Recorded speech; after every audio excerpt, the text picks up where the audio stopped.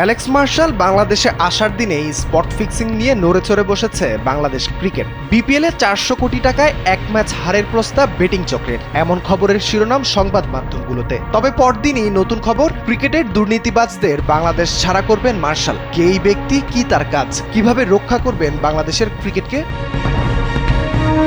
আইসিসির anti corruption ইউনিটের general manager হিসেবে কাজ করেছেন অ্যালেক্স মার্শাল। এখন বাংলাদেশের ক্রিকেটারদের ফিক্সিং এবং বিভিন্ন প্রলোভন থেকে নিজেদের দূরে থাকতে সহায়তা করবেন। আমরা একটা নৈতিকতা বিভাগ তৈরি করব, যারা সবাইকে এ বিষয়ে সচেতন করবে। তারা যেন বুঝতে পারে এসবের কি বিপদ আছে। আমরা নিশ্চিত করব দুর্নীতিবাজেরা যেন ছাড় না পায়। আমরা তাদের বাংলাদেশে চাই না, তাদের দেশ ছাড়া করব।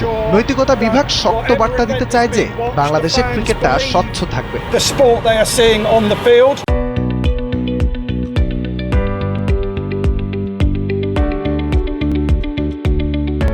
বাংলাদেশ ক্রিকেটের এক সময়ের পোস্টার বয় মোহাম্মদ আশরাফুলের ফিক্সিং এর পর 1 বছর বন্ধ ছিল বিপিএল। এরপর অবশ্য ঘুরে দাঁড়িয়েছিল টুর্নামেন্টটি। সময়ের পরিক্রমায় এখন আবারও শুরু হয়েছে ফিক্সিং এর সেই ভয়াল থাবা। ফিক্সিং চক্রের নজর আবারও বিপিএলে। এর সমাধান দিতেই যুক্তরাজ্য থেকে উড়িয়ে আনা হয়েছে এই দুর্নীতি দমন বিশেষজ্ঞকে। এর নেপথ্যে রয়েছেন আইসিসিতে দীর্ঘ সময় কাজ করা বাংলাদেশ ক্রিকেট বোর্ডের বর্তমান president Aminul Islam Bulbul. We have to protect this game. আমাদের ছেলেরা মেয়েরা যারা ক্রিকেট খেলে সেই জন্য সেটা আমাদের প্রধান লক্ষ্য। ক্রিকেটের যারা অফিসিয়ালস আছে সবাইকে আমরা এডুকেশনটার সাথে সাথে দেবো, সো দ্যাট তারা জানে এবং জানবে যে বাংলাদেশের ল, ইসলামিক ল, রিলিজিয়াস ল, ভ্যালুজ সব কিছু মিলিয়ে আমরা চেষ্টা করবো যে এই খেলাটাকে কিভাবে আরও সুন্দর করে প্রোটেক্ট করা যায়। অ্যালেক্স মার্শালের পরামর্শ মেনে নতুন করে সাজানো হবে বিসিবির দুর্নীতি দমন ইউনিট। ফিক্সিং থেকে নিজেদের দূরে রেখে ঘুরে দাঁড়াবে বাংলাদেশের ক্রিকেট, এমনটাই প্রত্যাশা সকলের।